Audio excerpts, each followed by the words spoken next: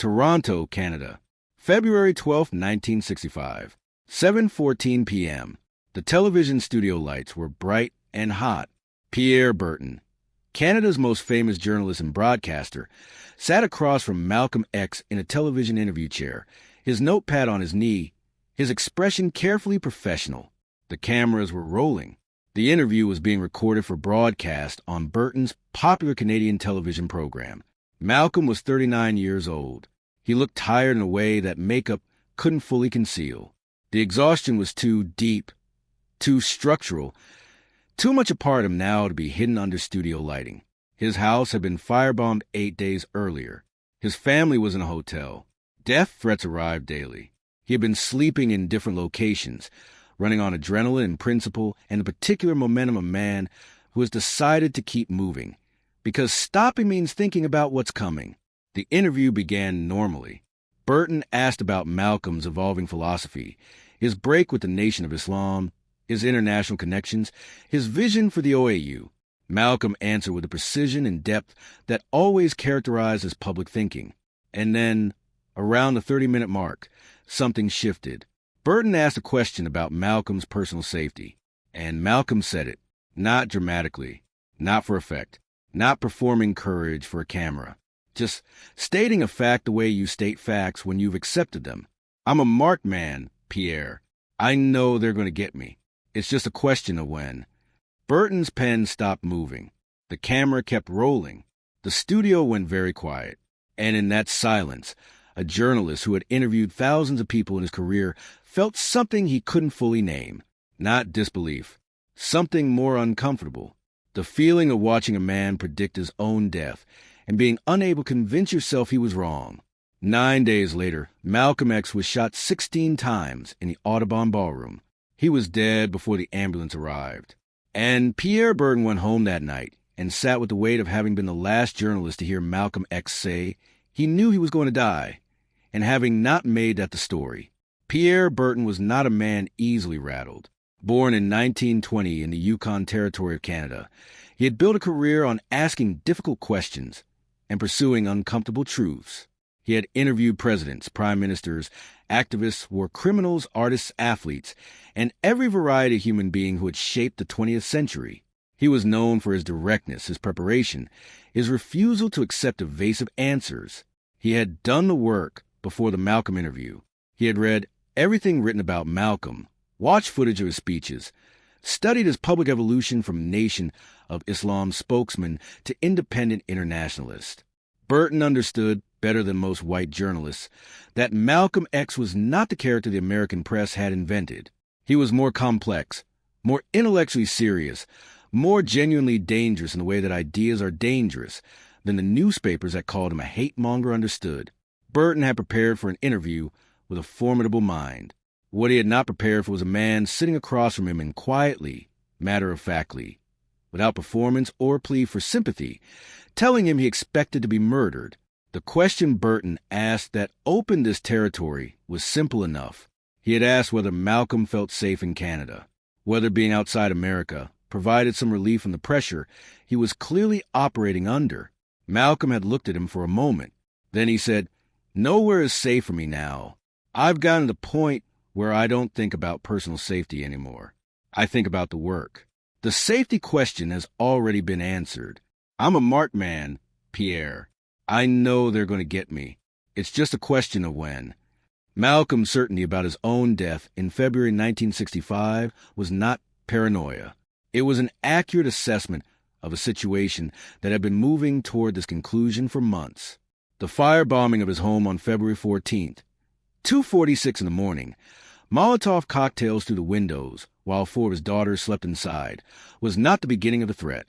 It was the escalation of a threat that had been building since he left the Nation of Islam in March 1964.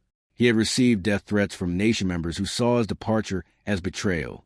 He had received threats from government agencies that saw his international coalition building as dangerous.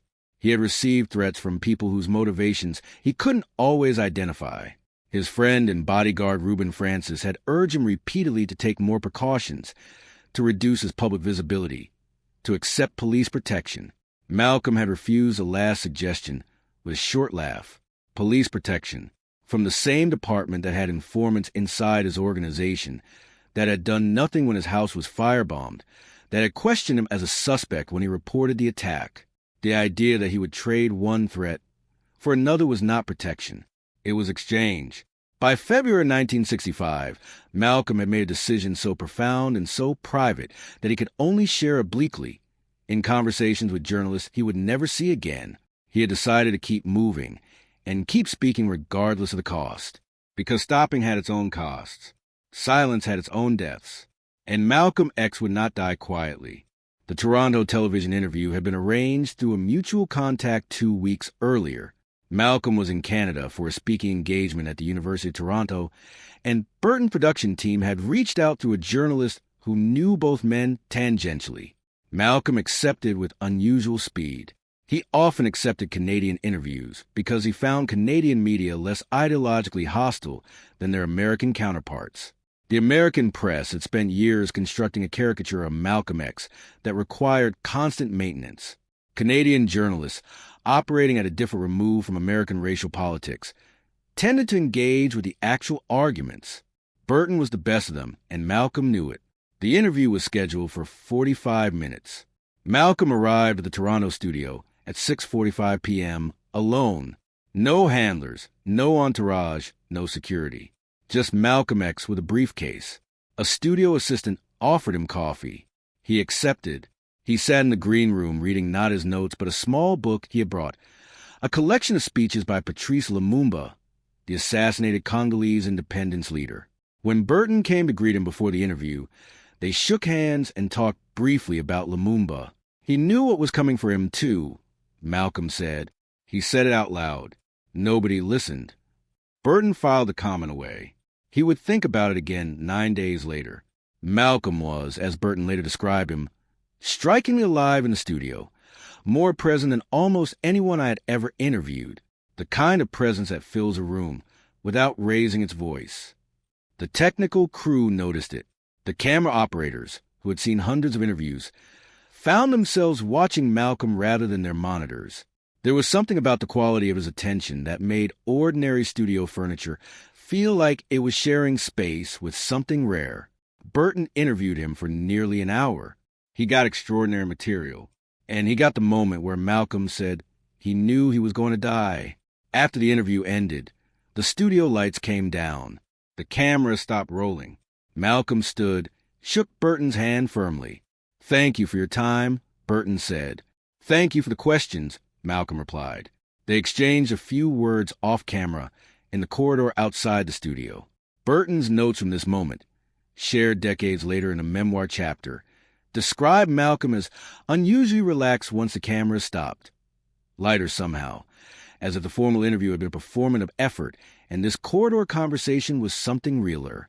They spoke briefly about the international dimensions of the Black freedom movement, about Africa, about the United Nations strategy Malcolm had been developing. Malcolm put on his coat. He shook Berton's hand again. He walked down the corridor and out of the building into the Toronto winter. Berton stood, watching him go. Then he walked back to his office and faced the editorial decision that would define his relationship to that interview for the rest of his career. He sat down with his producer, a man named Jack McClellan, and they listened to the interview tape. It was excellent material, substantive, articulate, historically grounded, the kind of television journalism Berton's program existed to produce. But when they reached the moment, "I'm a marked man, Pierre. I know they're going to get me. It's just a question of when." Both men sat in silence for a moment after the words played back. McClellan spoke first. "Do we air that?" Berton considered it for a long time. He considered that broadcasting a man's prediction of his own murder might seem sensationalist. He considered that Malcolm had a reputation for dramatic rhetoric, and some audiences would dismiss the statement as performance. He considered what it would mean for the interview's credibility if the statement was broadcast and nothing happened. He considered what it would mean for the audience's relationship to the story if it was broadcast and something did happen. All of these considerations were real. None of them was the deepest reason. The deepest reason, Berton wrote in his memoirs, was simpler and harder to admit. I didn't know what to do with a man who had just told me he was going to be killed, and the safest response felt like proceeding as if he hadn't said it. The statement was cut. The interview aired without it. And 9 days later, Malcolm X was dead. When the assassination happened on February 21st, 1965, Pierre Berton was in Toronto. He heard the news on the radio. He sat down. He thought about the studio, the interview, the moment the cameras had caught and his editorial decision had buried. He thought about the sentence, "I'm a marked man. I know they're going to get me." He had not disbelieved Malcolm in the studio. He had believed him. That was precisely why the editorial decision to cut the statement had felt like the right call in the moment and felt catastrophically wrong the morning of February 22nd. Because if Berton had believed Malcolm, and he had, then the decision to cut the statement wasn't about protecting credibility. It was about protecting comfort. His own, his audience's. The comfortable assumption that a man who says he's going to be killed is being dramatic, that the world doesn't actually work this way, that someone would stop it. That 9 days was enough time for something to change. Nothing changed, and now Malcolm was dead, and Berton had a recording of him saying he knew it would happen, and Berton had made the decision not to air it. Pierre Berton died in 2004 at age 84. He had one of the most celebrated careers in Canadian journalism and letters, producing dozens of books and thousands of hours of television. In interviews in his later years, he was often asked about the Malcolm X interview. He never deflected. He answered with the same directness he had always brought to his work, and with honesty about his own failure that was itself a kind of reckoning. In one late interview, asked whether he wished he had broadcast Malcolm's prediction, Berton said, "Of course I do. Malcolm told us what was going to happen. We had 9 days and a recording and an audience. We could have made noise. We could have created pressure. We could have forced the authorities to take the threat seriously in a public way. Maybe nothing would have changed, but maybe something would have. We'll never know. That's the thing about the decisions you don't make. You never know what they cost." What they cost, in this case, was 9 days.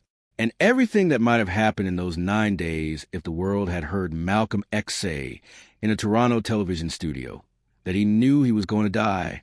He said it. The tape caught it. The editorial decision buried it. And history moved forward without being given a chance to know what it might have stopped. Malcolm X trusted Pierre Berton enough to say it on camera, on record, in a foreign country where the political stakes were different and the room felt safe enough for honesty. He had said versions of it before to people close to him, in private, but this was different. This was a camera. This was a microphone. This was a man with a platform and an audience.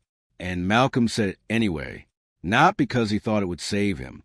He had already decided it wouldn't. He said it because he wanted it on record, because he wanted someone outside the circles of power that were closing around him to know, because he understood that the value of truth is not always in what it changes.